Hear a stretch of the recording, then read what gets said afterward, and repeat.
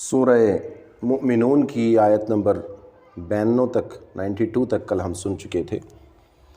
اعوذ باللہ من الشیطان الرجیم، بسم اللہ الرحمن الرحیم، آیت نمبر 93۔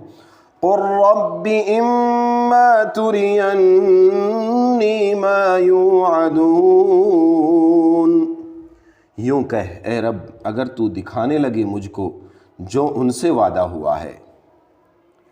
آپ حق تعالیٰ سے دعا کیجئے کہ اے میرے رب، جس عذاب کا ان کافروں سے وعدہ کیا جا رہا ہے، اذا فتحنا علیہم سے معلوم ہوا، اگر آپ مجھ کو دکھا دیں، مثلا یہ کہ وہ عذاب ان پر میری زندگی میں اس طور سے آوے کہ میں بھی دیکھوں، کیونکہ اس عذاب موعود کا کوئی خاص وقت نہیں بتلایا گیا ہے۔ چنانچہ آیت مذکورہ بھی مبہم ہے جس میں یہ احتمال مذکور بھی ہے۔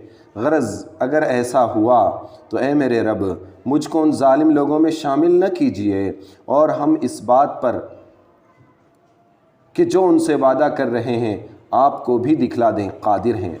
باقی جب تک ان پر عذاب نہ آوے آپ ان کے ساتھ یہ معاملہ رکھیے، ان کی بدی کا دفعیہ، ان کی برائی کا جواب ایسے برتاؤ سے کر دیا کیجئے جو بہت ہی اچھا ہو اور نرم ہو۔ کیا کہہ رہے ہیں بھئی؟ اللہ کے نبی کو حکم ہو رہا ہے کہ کفار کی برائی کا بدلہ بہت اچھے طریقے سے کرو۔ اللہ اکبر، کیا تعلیم ہے اسلام کی۔ اور اپنی ذات کے لیے بدلہ نہ لیجئے، اپنی لیے نہ لیجئے، بلکہ ہمارے حوالے کر دیا کیجئے۔ ہم خوب جانتے ہیں جو کچھ یہ آپ کی نسبت کہا کرتے ہیں، آپ کے بارے میں جو یہ لوگ کہتے ہیں نا، ہاں ہم ان کو اچھی طرح جانتے ہیں۔ اگر آپ انسان ہونے کے تقاضے کے تحت غصے میں آ جائیں تو آپ یوں دعا کیجئے، غصے میں آنے کے بعد کیا دعا کرنا وہ بھی اللہ سکھا رہے ہیں۔ یوں دعا کیا کیجئے، اے میرے رب میں آپ کی پناہ مانگتا ہوں شیطانوں کے وسوسے سے۔ اللہ اکبر، اے رب میں آپ کی پناہ مانگتا ہوں شیطانوں کے وسوسوں سے جو مفضی ہو جاویں کسی ایسے امر کی طرف جو خلاف مصلحت ہو، جو مصلحت کے خلاف ہو، ہاں لیکن جو خلاف مصلحت ہو گو خلاف شریعت نہ ہو، یعنی ایسا کام مجھ سے نہ ہو جائے جو اگرچہ شریعت کے خلاف نہیں ہے لیکن حکمت اور مصلحت کے خلاف ہو، ایسا بھی میں نہیں چاہتا۔ اور اے میرے رب میں آپ کی پناہ مانگتا ہوں اس سے کہ شیطان میرے پاس بھی آویں، اور وسوسہ ڈالنا تو درکنار، پس اس سے وہ غیظ جاتا رہے۔ یہ کفار اپنے کفر و انکار معاد سے باز نہیں آتے، یہاں تک کہ جب ان میں سے کسی کے سر پر موت آ کھڑی ہوتی ہے اور آخرت کا معائنہ ہونے لگتا ہے، اس وقت آنکھیں کھلتی ہیں اور اپنے جہل و کفر پر نادم اور شرمندہ ہو کر کہتا ہے، اے میرے رب مجھ سے موت کو ٹال دیجئے۔ جب موت سر پہ کھڑی ہوتی ہے تب کہتا ہے اے میرے رب مجھ سے موت کو ٹال دیجئے اور مجھ کو دنیا میں پھر واپس بھیج دیجئے، تاکہ جس دنیا کو میں چھوڑ آیا ہوں اس میں پھر جا کر نیک کام کروں، یعنی تصدیق تیری مانوں، تجھے مانوں، تیری اطاعت کروں۔ اور اس درخواست کو حق تعالیٰ رد فرماتے ہیں کہ ہرگز نہیں ہوگا، یہ اس کی ایک بات ہی ہے جس کو یہ کہے جا رہے ہیں اور پوری ہونے والی نہیں ہے۔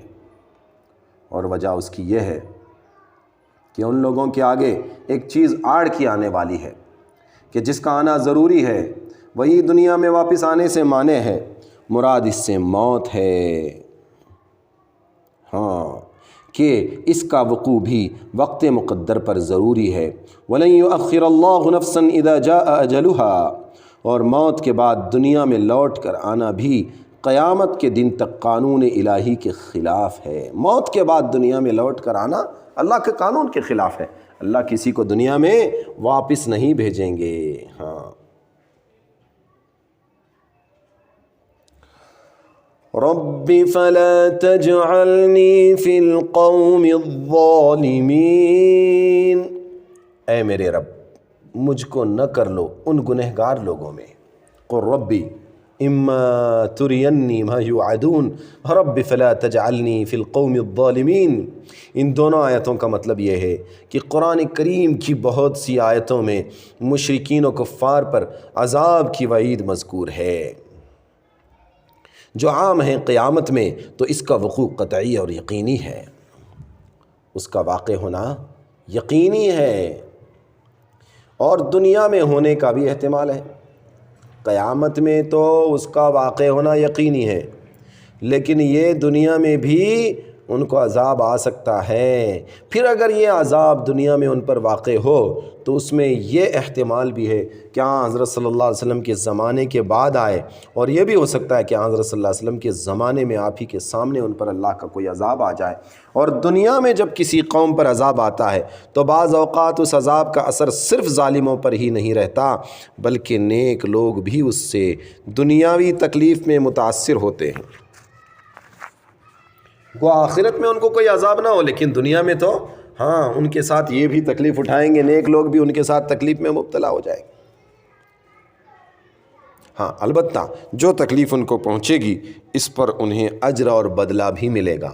قرآن کریم کا ارشاد ہے وَاتَّقُوا فِتْنَةً لَا تُصِيبَنَّ الَّذِينَ ظَلَمُوا مِنكُمْ خَاصَّةً، یعنی ایسے عذاب سے ڈرو جو اگر آ گیا تو صرف ظالموں ہی تک نہیں رہے گا، دوسرے لوگ بھی اس کے لپیٹ میں آئیں گے۔ ان آیات میں رسول اللہ صلی اللہ علیہ وآلہ وسلم کو یہ دعا سکھائی گئی ہے کہ یا اللہ اگر ان لوگوں پر آپ کا عذاب میرے سامنے اور میرے دیکھتے ہوئے ہی آنا ہے تو مجھے ان ظالموں کے ساتھ نہ رکھیے۔ رسول اللہ صلی اللہ علیہ وسلم کا معصوم، سارے گناہوں سے پاک اور عذاب الہی سے محفوظ ہونا اگرچہ آپ کے لیے یقینی تھا کہ آپ تو عذاب سے بچنے ہی والے تھے، مگر پھر بھی اس دعا کی تلقین اس لیے فرمائی گئی ہے کہ آپ ہر حال میں اپنے رب کو یاد رکھیں، اس سے فریاد کرتے رہیں تاکہ آپ کا اجر بڑھے۔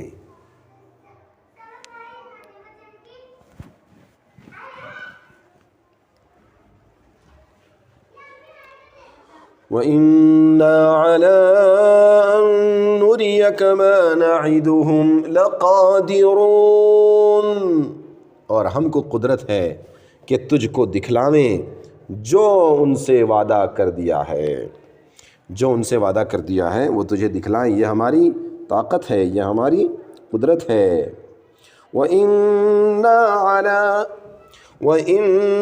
عَلَىٰ أَن نُّرِيَكَ، وہی آیت، یعنی ہم اس پر پوری قدرت ہے کہ ہم آپ کے سامنے ہی آپ کو ان پر عذاب آتا ہوا دکھلا دیں گے۔ بعض مفسرین نے فرمایا اگرچہ اس امت پر حضرت صلی اللہ علیہ وسلم کی برکت سے عذاب عام نہ آنے کا وعدہ اللہ تعالیٰ کی طرف سے ہو چکا ہے، عام عذاب یعنی سب پر ایک ساتھ عذاب نہیں آئے گا، پوری امت ایک ساتھ ہلاک ہو ایسا کوئی عذاب نہیں آئے گا۔ کیا فرماتے ہیں دیکھیے وَمَا كَانَ اللَّهُ لِيُعَذِّبَهُمْ وَأَنْتَ فِيهِمْ، ایک جگہ اللہ فرماتے ہیں یعنی ہم ان لوگوں کو اس حالت میں ہلاک کرنے والے نہیں کہ آپ ان کے اندر موجود ہوں، لیکن خاص لوگوں پر خاص حالات میں عذاب دنیا ہی میں آ جانا اس کے منافی نہیں، یہ تو ہوگا، خاص لوگوں پر عذاب خاص حالات میں آ سکتا ہے۔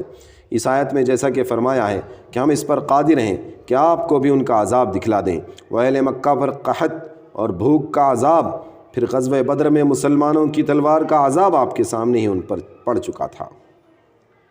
ادفع باللتی ہی احسن السیئہ نحن اعلم بما یصفون،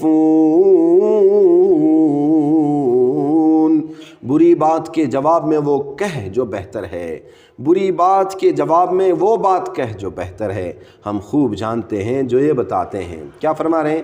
یعنی آپ برائی کو بھلائی کے ذریعے، ظلم کو انصاف کے ذریعے، بے رحمی کو رحم کے ذریعے دفع فرما دیں، جواب دیں۔ یہ مکارم اخلاق کی تعلیم ہے، اونچے بلند اخلاق جو حضور صلی اللہ علیہ وسلم کو دی گئی ہے، جو مسلمانوں کے باہم معاملات کے لیے ہمیشہ جاری ہے۔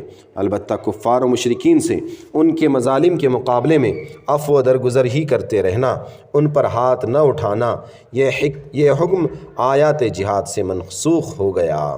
مگر عین حالت جہاد میں بھی اس حسن خلق کے بہت سے مظاہر باقی رکھے گئے ہیں کہ عورت کو قتل نہ کیا جائے، بچے کو قتل نہ کیا جائے، جو مذہبی لوگ مسلمانوں کے مقابلے پر جنگ میں شریک نہیں، مذہبی لوگ ہیں، ان کو قتل نہ کیا جائے، اور جس کو بھی قتل کریں تو اس کا مثلا نہ بنا دیں کہ ناک کان وغیرہ کاٹیں، ایسا نہ کریں، وغیرہ ذالک من احکام مکارم الاخلاق۔ اس لیے بعد کی آیت میں حضرت صلی اللہ علیہ وسلم کو شیطان اور اس کے وسوسوں سے پناہ مانگنے کی دعا تلقین کی گئی کہ عین میدان قتال میں بھی آپ کی طرف سے عدل و انصاف اور مکارم اخلاق کے خلاف کوئی چیز شیطان کے غصہ دلانے سے صادر نہ ہونے پائے، وہ یہ دعا ہے۔ وَقُلْ رَبِّ أَعُوذُ بِكَ مِنْ هَمَزَاتِ الشَّيَاطِينِ وَأَعُوذُ بِكَ رَبِّ أَنْ يَحْضُرُونَ۔ یہ دو آیتیں، آیت نمبر 97 اور آیت نمبر 98، 97 98 میں وہ دعا سکھائی گئی۔ ترجمہ دیکھیے 97 کا، اور کہہ اے رب میں تیری پناہ چاہتا ہوں شیطان کی چھیڑ سے، اور 98 کا ترجمہ ہے اور پناہ تیری چاہتا ہوں اے رب اس سے کہ میرے پاس آئیں۔ دیکھیے تفسیر، وَقُلْ رَبِّ أَعُوذُ بِكَ وَقُلْ رَبِّ أَعُوذُ بِكَ مِنْ هَمَزَاتِ الشَّيَاطِينِ وَأَعُوذُ بِكَ رَبِّ أَنْ يَحْضُرُونَ۔ لفظ حمز کے معنی دھکا دینے اور دبانے کے آتے ہیں، اور پیچھے کی طرف سے آواز دینے کے معنی میں بھی استعمال ہوتا ہے۔ یہ دعا اپنے مفہوم عام کے اعتبار سے ایک جامع دعا، شیطان کے شر اور مکر سے بچنے کی دعا ہے۔ جی رسول اللہ صلی اللہ علیہ وسلم نے مسلمانوں کو اس دعا کی تلقین فرمائی ہے۔ یہ دعا مسلمانوں کو کرتے رہنا چاہیے، تاکہ ایسے غصے اور غیظ و غضب کی حالت میں جبکہ انسان کو اپنے نفس پر قابو اور کنٹرول نہیں رہتا اور اس میں حمز شیطان کا دخل ہوتا ہے، شیطان کی دھکے کا اس میں دخل ہو جاتا ہے، تو اس دعا کی برکت سے انسان اس سے محفوظ رہتا ہے۔ ہوتا ہے نا کہ انسان بہت زیادہ غصے میں کوئی ایسا فیصلہ کر بیٹھتا ہے، بعد میں کہتا ہے یار مجھے سمجھ میں ہی نہیں آیا، اس وقت میرا دماغ ہی کام نہیں کیا۔ یہ اصل میں شیطان کا دھکا ہوتا ہے، شیطان کی طرف سے بات ہوتی ہے کہ انسان جب غصے سے بے قابو ان کنٹرول ہوتا ہے نا، تو جب گاڑی کنٹرول کے باہر ہوتی ہے، بریک فیل ہوتا ہے نا، اس کو تھوڑا دھکا بھی دیے تو کافی ہے، وہ گر جاتا ہے۔ ایسا ہی مسئلہ ہو جاتا ہے انسان کا کہ غصے میں وہ آؤٹ آف کنٹرول ہوتا ہے، اس لیے دعا فرمائی۔ اس کے علاوہ شیاطین اور جنات کے دوسرے آثار اور حملوں سے بچنے کے لیے بھی یہ دعا بہت ہی مجرب اور تجربے والی دعا ہے۔ یہ دعا سب کو یاد کرنا چاہیے، اپنے بچوں پر بھی پڑھ کے دم کرنا چاہیے۔ حضرت خالد رضی اللہ عنہ کو جب رات میں نیند نہیں آتی تھی تو رسول اللہ صلی اللہ علیہ وسلم نے ان کو یہ کلمات دعا سکھائے تھے کہ یہ پڑھ کر لیٹا کریں۔ انہوں نے پڑھا تو یہ شکایت ان کی دور ہو گئی کہ نیند ان کو آنے لگی۔ اعوذ بکلمات اللہ التامات من غضب اللہ وعقابہ ومن شر عبادہ ومن ہمزات الشیاطین وان یحضرون، یہ دعا ہے۔ اس کے اور الفاظ بھی آئے ہیں حدیثوں میں، اعوذ بکلمات اللہ التامات من غضبہ وعقابہ وشر عبادہ ومن ہمزات الشیاطین وان یحضرون، یہ دعا ہے۔ اسی آیت کے کا مفہوم ہے اس میں بھی ہمزات الشیاطین سے پناہ مانگی گئی ہے۔ اور جو 98 آیت نمبر ہے وَأَعُوذُ بِكَ رَبِّ أَن يَحْضُرُونَ، اور پناہ تیری چاہتا ہوں اے رب اس سے کہ میرے پاس وہ حاضر ہو جائیں۔ ان یحضرون، صحیح مسلم میں حضرت جابر بن عبداللہ رضی اللہ عنہ سے روایت ہے کہ حضرت صلی اللہ علیہ وآلہ وسلم نے فرمایا کہ شیطان تمہارے ہر کام میں، ہر حال میں تمہارے پاس آتا ہے۔ جی پھر ایک بار سنیے کیا فرمایا حضور صلی اللہ علیہ وسلم نے کہ شیطان تمہارے ہر کام میں، ہر حال میں، ہر کام میں، ہر حال میں تمہارے پاس آتا ہے۔ ہر کام میں آتا ہے، ہر حال میں آتا ہے، اور ہر کام میں گناہوں اور غلط کاموں کا وسوسہ دل میں ڈالتا رہتا ہے۔ اسی سے پناہ مانگنے کے لیے یہ دعا تلقین فرمائی گئی، وَأَعُوذُ بِكَ رَبِّ أَن يَحْضُرُونَ۔ اگلی آیت، حَتَّى إِذَا جَاءَ أَحَدَهُمُ الْمَوْتُ قَالَ رَبِّ ارْجِعُونِ، یہاں تک کہ جب پہنچے ان میں کسی کو موت، کہے گا اے رب مجھ کو پھر بھیج دو۔ یہاں تک کہ جب پہنچے ان میں کسی کو موت، کہے گا اے رب مجھ کو پھر بھیج دو، رب ارجعون، یعنی موت کے وقت۔ چلیے آیت نمبر 99، ہاں اس کو پورا کر لیتے ہیں انشاءاللہ۔ 100 نمبر والی آیت سے ہم انشاءاللہ کل سنیں گے، ٹھیک ہے؟ چلیے ٹھیک ہے، آیت نمبر 99 پڑھ لیتے ہیں۔ حَتَّى إِذَا جَاءَ أَحَدَهُمُ الْمَوْتُ قَالَ رَبِّ ارْجِعُونَ، یہاں تک کہ جب پہنچے ان میں کسی کو موت، کہے گا اے رب مجھ کو پھر واپس بھیج دو۔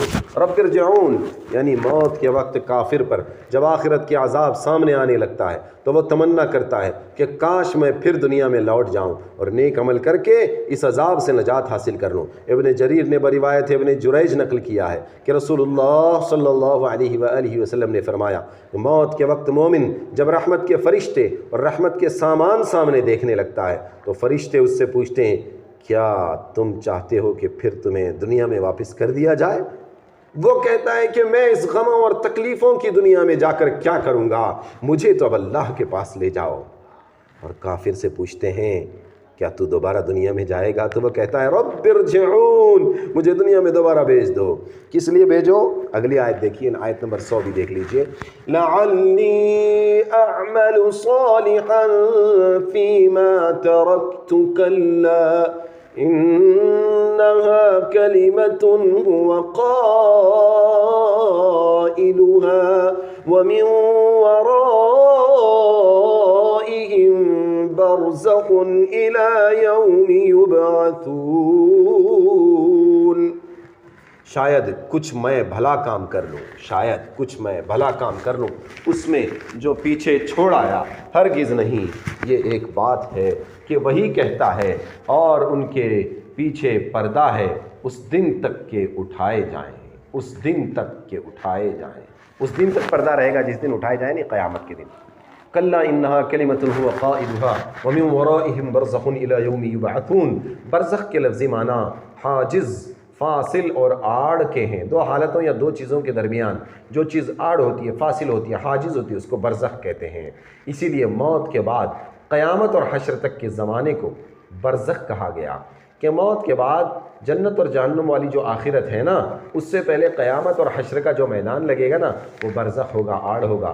یہ دنیاوی زندگی اور آخرت کی حیات کے درمیان فاصل ہے، حد فاصل اور دیوار ہے۔ اور معنی آیت کی یہ ہے کہ جب مرنے والا کافر فرشتوں سے دوبارہ دنیا میں بھیجنے کو کہتا ہے تو یہ کلمہ تو اس کو کہنا ہی تھا کیونکہ اب عذاب سامنے آ چکا ہے، مگر اس کلمے کا اب کوئی فائدہ اس لیے نہیں کہ وہ اب برزخ میں پہنچ چکا ہے، جس کا قانون یہ ہے کہ برزخ سے لوٹ کر کوئی دنیا میں نہیں آتا اور قیامت اور بعث و نشر سے پہلے دوسری زندگی مل نہیں سکتی۔